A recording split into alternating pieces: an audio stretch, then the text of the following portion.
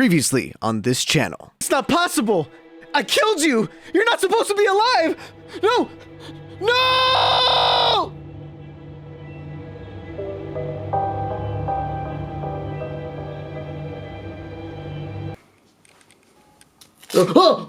Hello, Macro. Sports boy. Yeah? I thought you were dead. I'm not dead. I don't know who told you that lie. Like, I feel like we lost the plot on what I am. Like, am I a sports boy? Am I a menace? Am I evil? Like, I don't get it. Do you get it? Why am I tied up, man? Don't worry about it. I'm just gonna kill you now. Look, man, you don't have to kill me, man. You don't have to kill me. Well, something's gotta die today. I could talk about dead games again, you know? That could die. Good idea. Yeah, it's a good idea, right? Sing the song. What? Sing it!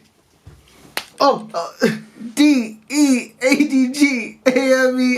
dead games. Yeah, good boy. D-E-A-D-G-A-M-E-S. Dead games. D-E-A-D-G-A-M-E-S. Dead games. D-E-A-D-G-A-M-E-S. Dead games. D-E-A-D-G-A-M-E-S. Dead games. Dead games. Throughout the years, I have covered a ton of games on my channels. And while some of them have staying power like Apex Legends, Valorant, and Fortnite, others unfortunately leave the spotlight early on. Modern gaming has evolved to a free-to-play model built for longevity. So when a game's player base keeps going downhill, it's probably going to die, or is already dead. So today, we are going to cover some games that I consider dead or on life support, and we're going to discuss what exactly these games did wrong. If you're wondering where games like Hyperscape, Splitgate, or Rogue Company are, I covered them and a bunch of other games in my previous 2 videos, so go watch that after this. But without further ado, let's talk about dead games. Multiversus was one of my favorite games that came out last year. I made tons of content on it, so much so that I even got a cool jacket from them. This jacket. Wait, how'd you get out of the harness? Don't worry about it. But I don't need this jacket anymore. Who needs a Multiversus jacket when you can get a Macro hoodie? Or, the heck? A Macro shirt. That's right. Introducing Macro Global, the official merchandise for noobs. Sit back down. Yes, sir.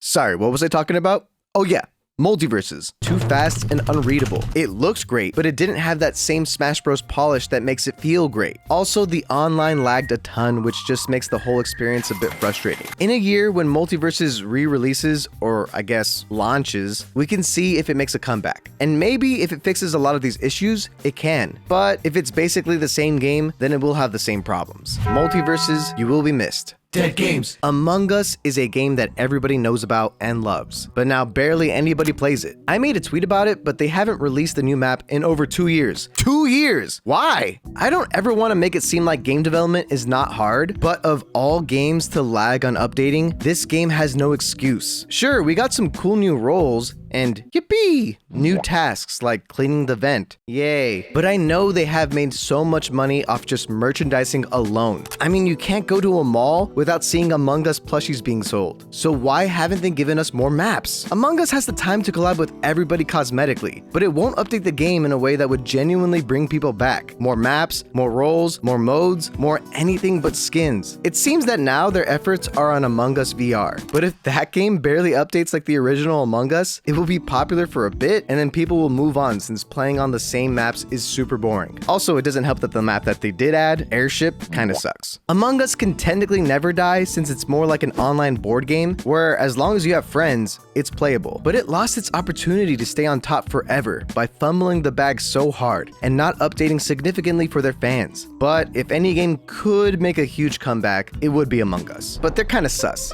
So Among Us, you're voted out of the ship. Dead games. Do you remember Super People? Well, it's okay. I forgot about it too. They went the Overwatch 2 route recently and, slapped a 2 on their name and changed almost nothing. The game basically is the same since I first reviewed it. It still looks and feels like a mobile game, and I can't imagine why you would play this game over Apex, Fortnite, PUBG, or even Warzone. The gunplay is bad. The movement is bad. It's just overall pretty bad. This is a game that we kinda knew would end up in a video like this, so Super People, it just wasn't really super at all. Dead games. Every year, I replay a game and I'm surprised by how much fun I'm having. This year, it's Bloodhunt. Holy crap, this game is awesome. The movement feels smooth, the gunplay is satisfying, and the mechanics aren't too difficult to master. I found myself really enjoying this game. So what went wrong? Honestly, two things. The marketing and the aesthetic. Let's not kid ourselves. These character designs are weak. I think they should have committed to really making these classes unique. It would have benefited to have less customization and more characterization,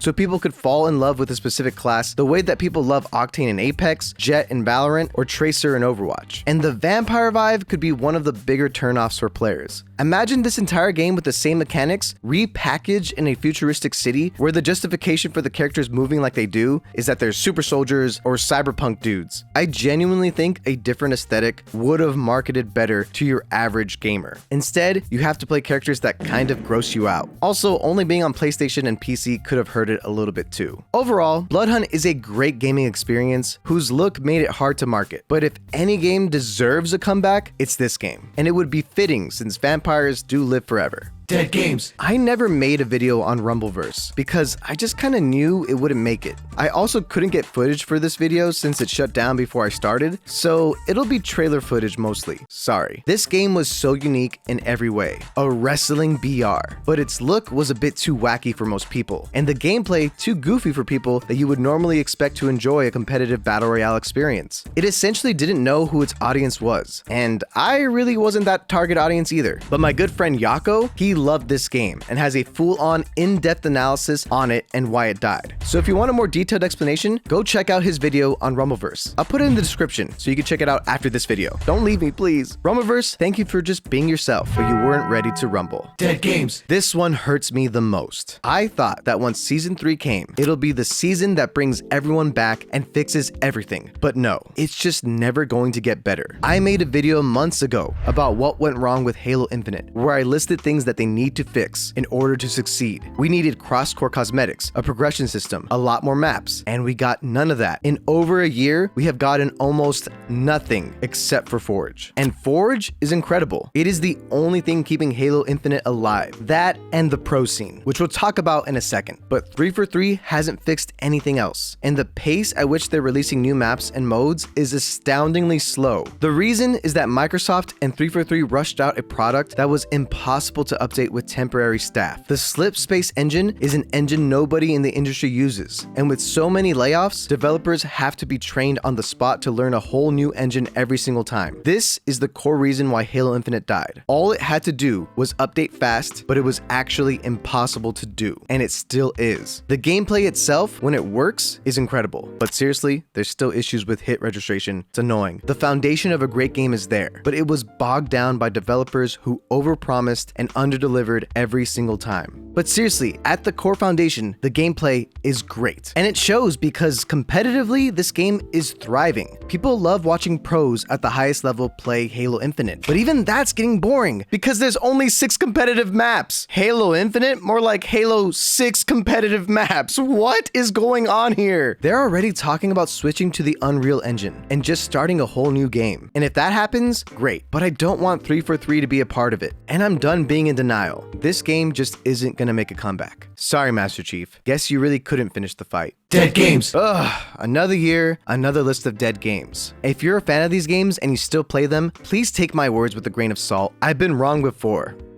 Fall Guys, and I would happily be wrong about all of these. But I do think it's important to discuss what went wrong with a lot of games so that developers could learn from these mistakes and just make better games in the future. Also, if you disagree with any of these games that are on this list, let me know why in the comments down below. Thank you so much for watching, and I'll catch you later.